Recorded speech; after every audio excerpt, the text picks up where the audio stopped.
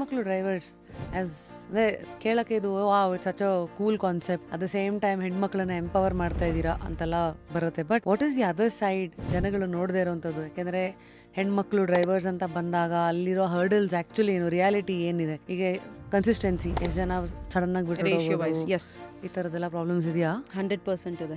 ನಾವು ಎಲ್ಲೋ ಒಂದು ಕಡೆ ಇದನ್ನ ಜಾಸ್ತಿ ಎಕ್ಸ್ಪ್ಯಾಂಡ್ ಮಾಡೋಕ್ಕಾಗದಿರೋವಂಥದ್ದು ಇದೆ. ಇಲ್ಲೇ ನಾವು ಹಿಂದೆ ಕುಳಿತಾ ಇರೋದು. ಸೊ ಏನು ಅಂತ ಹೇಳಿದ್ರೆ ratio is very less.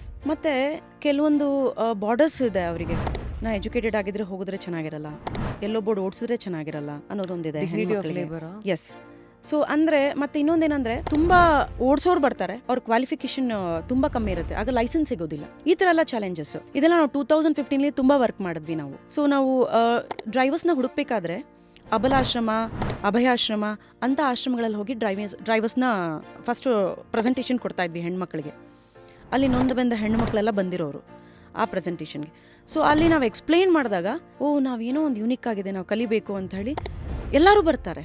But ಎಲ್ಲರೂ ಸಕ್ಸಸ್ ಮಾಡೋಕ್ಕಾಗಲ್ಲ, ಅದನ್ನು ಟ್ರೈನಿಂಗ್ನ ಕಂಪ್ಲೀಟ್ ಮಾಡೋಕ್ಕಾಗಲ್ಲ. ಫುಲ್ ವಿಡಿಯೋನ ನೋಡಿ ಆನ್ ರ್ಯಾಪಿಡ್ ರಾಶ್ಮೀಸ್ ಯೂಟ್ಯೂಬ್ ಚಾನಲ್.